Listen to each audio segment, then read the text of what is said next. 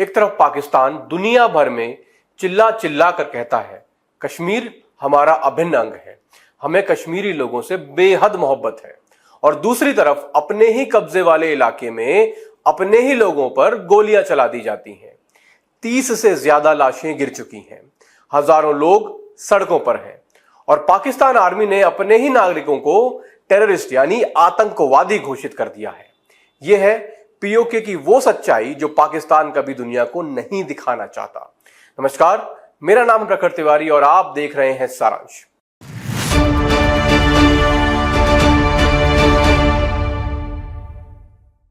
दोस्तों, आज की खबर बहुत हैवी है क्योंकि हम बात करने वाले हैं पीओके यानी पाकिस्तान ऑक्यूपाइड कश्मीर की, जहां पिछले कुछ हफ्तों से जो हो रहा है वो पाकिस्तान की असली सूरत सबके सामने ला रहा है।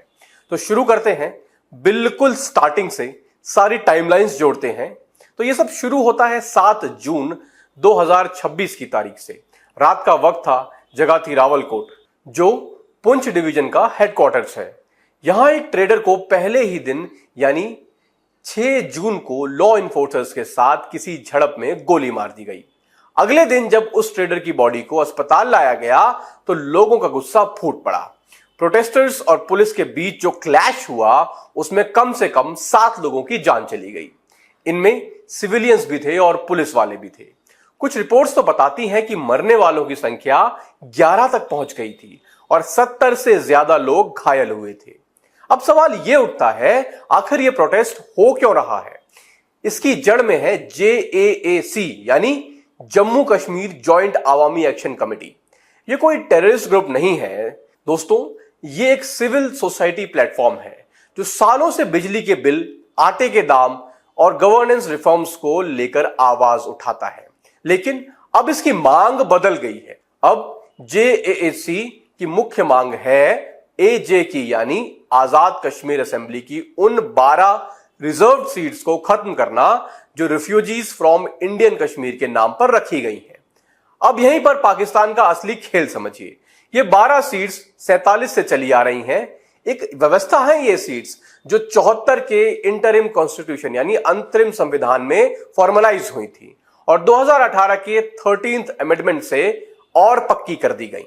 लेकिन लोकल लोगों का आरोप है कि इस्लामाबाद इन सीट्स का इस्तेमाल करके अपनी मर्जी की सरकार बैठा देता है। चाहे पीओके के लोग जो भी वोट करें, सरकार उनकी मर्जी की ही बैठती है। यानी असली आजादी की तो बात दूर है, यहां लोगों का अपना वोट भी उनके हाथ में नहीं है। और मजेदार बात यह है कि दोस्तों, पाकिस्तान सरकार ने इस प्रोटेस्ट को दबाने के बजाय किया क्या, आप इसको जान के हैरान रह जाएंगे।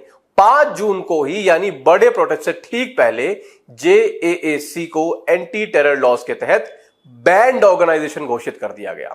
सोचिए, जो लोग बिजली के बिल और आटे के दाम कम करने की मांग कर रहे थे उन्हें सीधा आतंकवादी बता दिया गया, एक टेररिस्ट का थप्पा लगा दिया गया उनके ऊपर। पाकिस्तान की अपनी मीडिया आउटलेट डॉन ने भी इसे कवर किया है और लिखा कि रावलकोट अस्पताल के बाहर प्रोटेस्टर्स और लॉ इन्फोर्समेंट के बीच झड़प में बाद में कम से कम 4 पुलिसकर्मी और 7 प्रोटेस्टर्स मारे गए। यानी ये कोई भारत की बनाई हुई कहानी नहीं है, पाकिस्तान की अपनी मीडिया इस बात की गवाह है। और सिर्फ डॉन ही नहीं, जियो न्यूज ने भी अपनी हेडलाइन में लिखा 4 जवान शहीद हुए जब बैंड JAAC एक्टिविस्ट्स ने रावलकोट में फायरिंग की। यानी हर तरफ से एक ही राग अलापा जा रहा है, प्रोटेस्टर्स को दोष दो, अपनी नाकामी छुपाओ। अब आइए इंटरनेशनल रिएक्शंस की बात करते हैं। एमनेस्टी इंटरनेशनल ने साफ शब्दों में कहा कि JAAC को टेररिज्म के नाम पर बैन करना जम्मू एंड कश्मीर में क्रैकडाउन का एक डेंजरस एस्केलेशन है। यानी दुनिया की एक बड़ी ह्यूमन राइट्स संस्था भी मान रही है कि पाकिस्तान सरकार अपने ही नागरिकों के खिलाफ ज्यादती करती है। रिपोर्ट आई कि आजाद कश्मीर कोर्ट ने रेफ्यूजी सीट्स को बरकरार रखने का फैसला सुनाया, जिसके बाद क्लैशेस में यानी झड़प में 7 लोग मारे गए और उसके बाद JAAC के स्ट्राइक कॉल पर पूरे पीओके में बिजनेस और ट्रांसपोर्ट ठप हो गया। अब भारत की तरफ से प्रतिक्रिया की बात करें तो मिनिस्ट्री ऑफ एक्सटर्नल अफेयर्स के स्पोक्सपर्सन रणधीर जायसवाल ने 9 जून को इस पुलिस ब्रुटैलिटी पर कड़ी नाराजगी जताई है। उन्होंने कहा कि पाकिस्तान अपनी नाकामियों को छुपाने और ध्यान भटकाने के लिए ये डेस्परेट अटेम्प्ट कर रहा है। भारत ने इंटरनेशनल कम्युनिटी से अपील की कि वो इस्लामाबाद को उसकी ज्यादतियों के लिए जवाबदेह ठहराए। अब दोस्तों जरा सोचिए, पाकिस्तान हमेशा दुनिया के सामने यह दिखाने की कोशिश करता है कि वो कश्मीर के लोगों का कितना बड़ा हमदर्द है, लेकिन अपने ही कब्जे वाले इलाके में जब लोग बिजली, आटा और अपने बुनियादी हक मांगते हैं तो उन्हें गोलियों से भून दिया जाता है। यह है पाकिस्तान के कश्मीर प्रेम की असली कहानी और असली हकीकत। अब यह मामला यहीं नहीं रुका, जून के बाद भी हालात बिगड़ते चले गए। जुलाई के आखिर तक, यानी अभी ही हाल में अल जजीरा की रिपोर्ट के मुताबिक इन प्रोटेस्ट में मरने वालों की कुल संख्या करीब 30 तक पहुंच गई। और यह सब तब हो रहा है जब पीओके में 3 फेसेस में इलेक्शंस चल रहे हैं, 27 जुलाई से 10 अगस्त तक। यानी एक तरफ इलेक्शन का ढोंग, दूसरी तरफ अपने ही लोगों पर गोलियां। 27 जुलाई को फिर से रावलकोट में क्लैशेस हुए, जब हजारों प्रोटेस्टर्स मुजफ्फराबाद की तरफ मार्च करने की कोशिश कर रहे थे, तब ये चीजें हुई। जेएसी की मांगें अब बढ़कर 38 पॉइंट्स तक पहुंच गई हैं, जिसमें सबसे बड़ी मांग है उन्हीं 12 कंट्रोवर्शियल सीट्स को खत्म करना। अब कुछ रिपोर्ट्स तो और भी चौंकाने वाली हैं। इंडियन एक्सप्रेस ने सिक्योरिटी फोर्सेस के हवाले से दावा किया कि इनडिस्क्रिमिनेट फायरिंग की वजह से मरने वालों का असली आंकड़ा शायद 150 हो सकता है। हालांकि ये फिगर्स अभी इंडिपेंडेंटली वेरीफाई नहीं हुए हैं, इसलिए थोड़ी सावधानी के साथ लेना चाहिए। और सबसे दिलचस्प बात यह है कि 17 जुलाई को United Nations human rights commissioner के ऑफिस ने भी इस पूरे मामले पर संज्ञान लिया और कहा कि सभी मौतों की prompt, through and impartial investigation होनी चाहिए। यानी अब यह मामला सिर्फ भारत पाकिस्तान का मुद्दा नहीं रहा है, बल्कि पूरी दुनिया इसे देख रही है। अब बात करते हैं उस शख्स की जिसकी छाया में यह पूरा क्रैकडाउन चल रहा है, पाकिस्तान आर्मी के चीफ आसिम मुनीर साहब। पिछले कुछ समय से फील्ड मार्शल की वर्दी पहनकर हर मंच पर कश्मीर की मोहब्बत की बड़ी बड़ी बातें करते नजर आते हैं, लेकिन असलियत यह है कि जिस वक्त उन्हीं के इलाके में उन्हीं के आदेश से चलने वाली फोर्सेस आम नागरिकों पर गोलियां चला रही हैं, उस वक्त मुनीर साहब गिलगिट बाल्टिस्तान में एक $6 ट्रिलियन मिनरल डीम बेचने में व्यस्त हैं।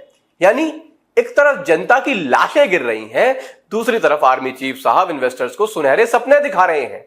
2025 में एक आर्मी लिंक्ड कंपनी बिना लोकल अप्रूवल के ही और निकालते हुए पकड़ी गई थी। यानी रिसोर्सेस तो निकाले जा रहे हैं पीओके और गिलगिट बाल्टिस्तान के, लेकिन मुनाफा जा रहा है रावलपिंडी की तिजोरी में। जो शख्स अपने ही मुल्क में प्रोटेस्ट करने वाले नागरिकों को टेररिस्ट का तमगा दिलवा दे, वही शख्स दुनिया के मंच पर कश्मीर के हमदर्द बनने का नाटक करता है। इससे बड़ा दोहरा चरित्र और क्या होगा, आप खुद ही बताइएगा हमें कमेंट सेक्शन में। एक और बात जो ध्यान देने लायक है, प्रोटेस्ट की एक बड़ी वजह यह भी है कि पीओके और गिलगिट बाल्टिस्तान में रिसोर्स एक्सप्लोटेशन हो रहा है और उसकी अगुवाई खुद आर्मी लीडरशिप कर रही है। यानी संसाधन तो निकाले जा रहे हैं, लेकिन फायदा उठा रहा है इस्लामाबाद और उसकी आर्मी। अब निष्पक्षता के लिए यह बताना भी जरूरी है कि पाकिस्तान सरकार और वहां के डिफेंस मिनिस्टर ख्वाजा आसिफ का क्या कहना है। उन्होंने कहा कि इन 12 सीट्स का फैसला जनता की मर्जी से, यानी रेफरेंडम के जरिए होना चाहिए, कोर्ट या सड़क पर प्रोटेस्ट से नहीं। कुछ लोग यह भी मानते हैं कि रेफ्यूजी रिप्रेजेंटेशन का ऐतिहासिक आधार सन 1947 की घोषणा में है, जो असल जम्मू कश्मीर राज्य की जनता की इच्छा को दर्शाता था। तो ये मुद्दा जितना सीधा दिखता है उतना है नहीं, इसके कानूनी और ऐतिहासिक पहलू भी हैं जिन पर बहस जारी है फिलहाल।